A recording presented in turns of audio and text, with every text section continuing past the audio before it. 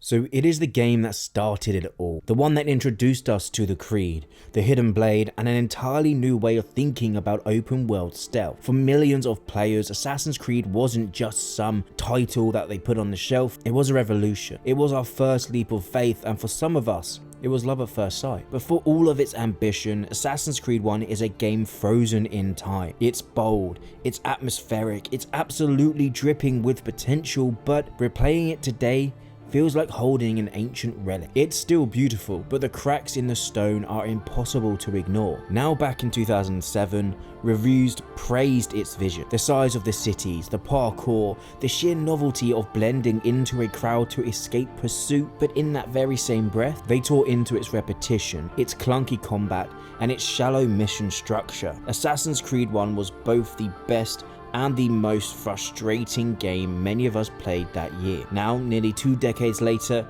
I believe Assassin's Creed 1 doesn't just deserve a remaster, it deserves a full remake. Not a higher res version of what we already have, but a rebuilt from the ground up reimagining the way Resident Evil 2 and Dead Space were reborn, because only then can new players experience what the game was always meant to be. Now, to understand why this matters, we need to go back to 2006, when Assassin's Creed was first shown to the public. Ubisoft's presentation was a jaw-dropper. Crowded cities, guards scanning the rooftops for movement, a hooded figure blending with monks before suddenly unsheathing a hidden blade. It felt like a medieval hitman set in a living, breathing world. Promise felt real. The trailer didn't look like a target render, it looked playable. For a lot of us, that reveal was the moment Assassin's Creed became the game to watch. The year it eventually was stacked. Halo 3 closing out a legendary trilogy, Mass Effect redefining RPG storytelling, Call of Duty 4 changing shooters forever, and BioShock proving that narrative could live inside gameplay. Assassin's Creed entered this arena not by outgunning anyone, but by offering something different: history, parkour, stealth, and a conspiracy spanning centuries. If you were able to avoid spoilers back then, the Animus twist hit hard. You expected pure medieval assassin fantasy, and then suddenly you were in a sterile white lab in the present day. The revelation was bold, confusing, even divisive, but it reframed every mission as part of a much bigger mystery. The opening hours still hold up as world build. The bot's job at Solomon's Temple, Robert Disable's smug retreat, Al-Mualim's sharp reprimand. You immediately understand Altair's arrogance, and you see the seeds of the journey he's about to take, but you also start to feel the friction. The parkour is stiff, the combat is basic, and you quickly realize the investigation missions are going to repeat themselves a lot. This is why the remake conversation exists. Assassin's Creed's ideas still work, its tone, its atmosphere, its core loop are timeless, but its execution is locked in the limitations of its day. And unlike a remaster, a remake could finally align those ideas with modern tech and design lessons. So what would a remake look like? To answer that, we need to start by truly understanding what Assassin's Creed 1 was, how it fit into 2007, and why it struck a chord even with its flaws. So to understand Assassin's Creed, you need to know where Ubisoft was before. In the early 2000s, Montreal had just pulled off a miracle with Prince of Persia: The Sands of Time. It was critically acclaimed, commercially successful, and compared to Zelda and Mario for its platforming. But the series' sequels didn't hit as hard, and Ubisoft needed a new flagship. Creative director Patrice Désilets and his team started with the idea of a Prince of Persia spin-off, protecting a prince by assassinating his enemies. But that idea evolved. What if you were the assassin, free to roam cities, stalk targets, and choose your approach? What if the whole thing was framed as a simulation with a modern day conspiracy tying it all together? The E3 2006 demo was the shot heard around the gaming world. Altair blending into monks to evade guards, a crowded market assassination in broad daylight. For stealth action fans, this was a dream, and it came before Dishonored, even before the modern Hitman trilogy. By the time the game released in 2007, it faced a brutal competition slate as mentioned before.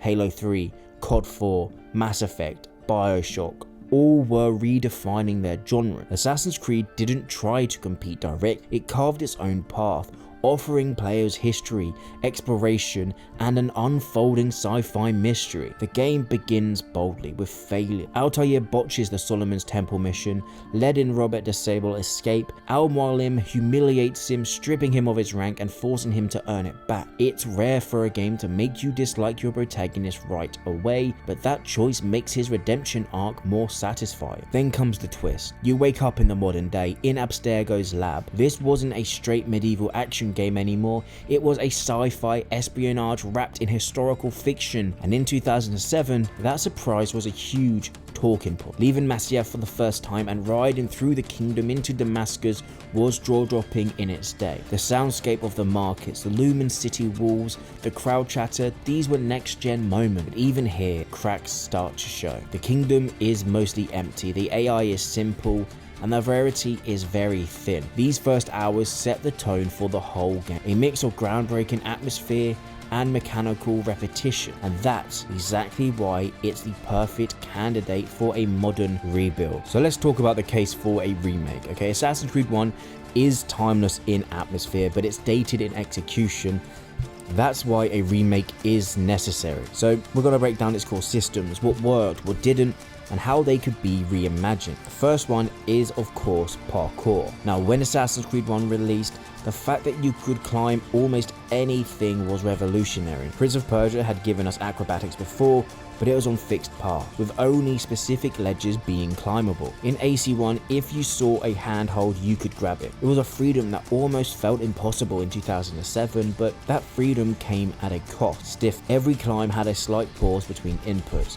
Altair's animations felt mechanical, and descending was an afterthought. Most of the time you either took a leap of faith or awkwardly dropped in clunky hops that looked like your assassin had bad knee. The rooftop chases are a perfect example. In the Save the Citizen encounters, you often end up in roof level pursuits, but because of the slower mantle animations and the way Altair stuck to the walls, those chases rarely felt fluid. You were fighting the controls as much as the guards. Compare that to Unity's parkour system.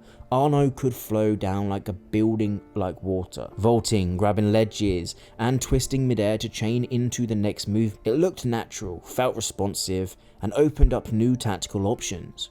Mirage took this and laid it in weight. Basim isn't a superhero, but he's a little bit more graceful than Altair. That balance is what Altair deserved, not Arno's parkour, not Naoe's parkour, but more in line with Mirage. In a remake, Ubisoft could redesign the cities with vertical route variety in mind, giving rooftops multiple ways down without breaking stealth, hiding shortcuts in scaffoldings, and letting you string movements together without animation breaks. Even just adding things like rope swings, collapsible beams, or destructible signs could make each chase feel more unique. Imagine the assassination in Jerusalem where your target flees into the market. In AC1, you're either sprinting straight after him or lose him entirely. In a remake, you could cut him off by dropping from a rooftop into the alley ahead, or by swinging across hanging merchant stall. That's the kind of movement that keeps the fantasy alive, and something that would be cool to see. Now, the stealth systems in AC1 were groundbreaking by the time they came out, blending into clouds, hiding on benches, breaking line of sight, but they were very binary. You pressed the blend button, Altair walked slower,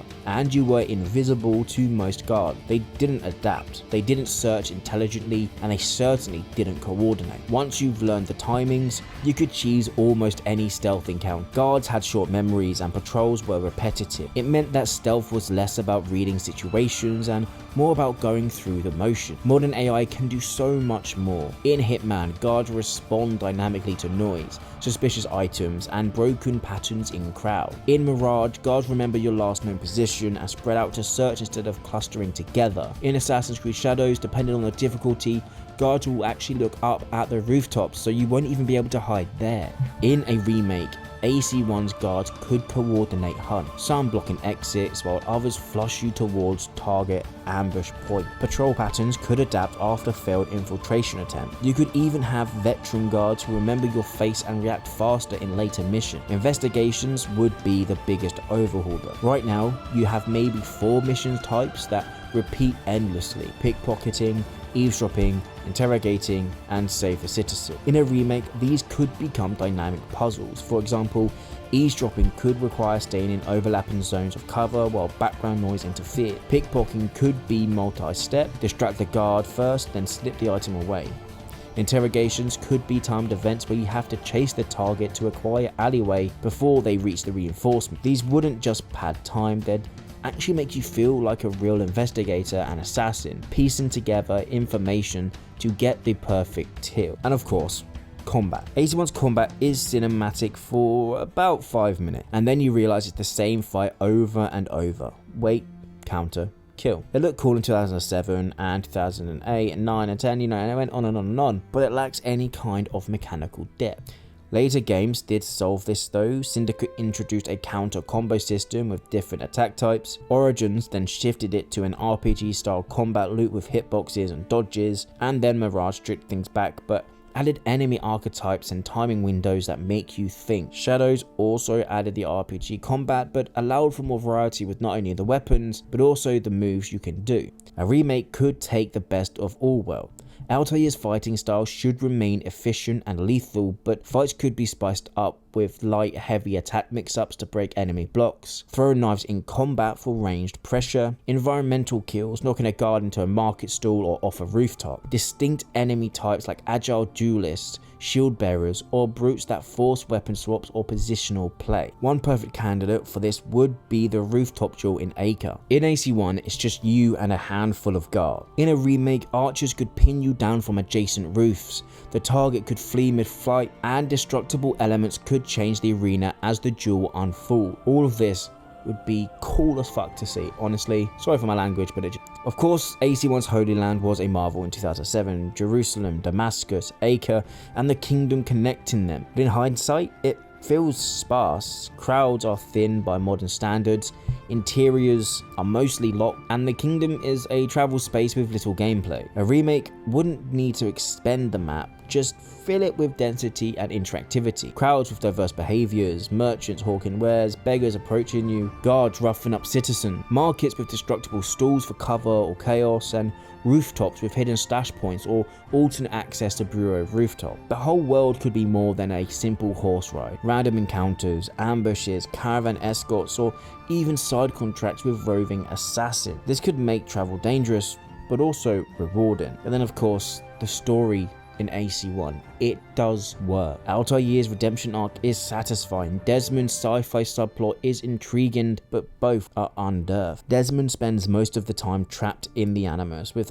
only a handful of optional conversations, and Altair's growth is told mostly in post-mission debriefs. In a remake, Desmond's downtime could be expanded upon within the modern day, exploring more of Abstergo's lab for hidden data pads or overhearing more Templar meetings, more than the ones we already have. There could be small puzzle-like interactions with the Animus hardware, unlocking certain, outfits or weapons in the game. That'd be quite cool to see. And of course, we have the bleeding effect. Now, there are early hallucinations, but maybe just have some in the remake that could foreshadow future games or hint towards Desmond's mind breaking. Something like that would be really cool to see. Altair's arc could also be enriched with subtle changes. His stance softens, his voice loses its arrogance, and his interactions with Malik evolve from icy disdain to mutual respect. Optional conversations in the bureaus could give more context to the target's political influence, making each assassination feel more consequential. But why now? Ubisoft has already started returning to this stealth-focused design with Mirage, and we saw even more of it in Shadow. Players though are hungry for a tighter,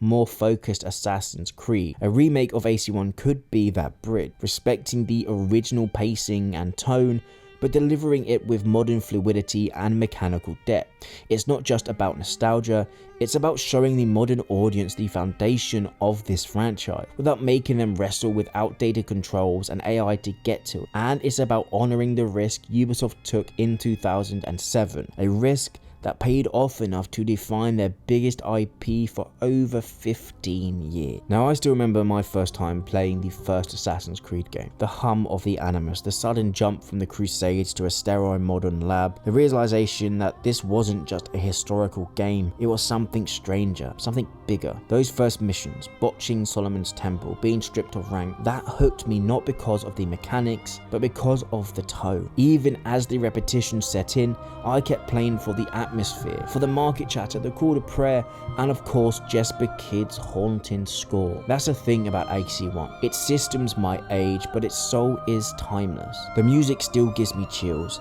the muted visuals still make the world feel grounded, and there is no other AC game that captures that exact mix of mystery and restraint. Without AC1, there's no Ezio trilogy, there's no Black Flag, there's no Assassin's Creed Shadow. It's the bedrock of the franchise, and if it's left untouched, it risks becoming one of those historically important games modern players don't care about. Ubisoft has the tools and the talent and the audience to fix that, and a full remake could unite veteran fans and newcomers in one definitive starting. Altair, of course, once said, "Nothing is true and everything is permitted, but some things should be true." And an Assassin's Creed 1 remake should absolutely be one of them. Ladies and gentlemen, thank you so much for watching this video. Let me know down below what you think about everything I've said. Would you like to see a full AC1 remake? If you do, let me know what stuff you want to be added. If you don't want one, let me know why. If you like the video, like, we greatly appreciate it. Don't forget to subscribe for some more Assassin's Creed content, and I hope to see you all in the next video.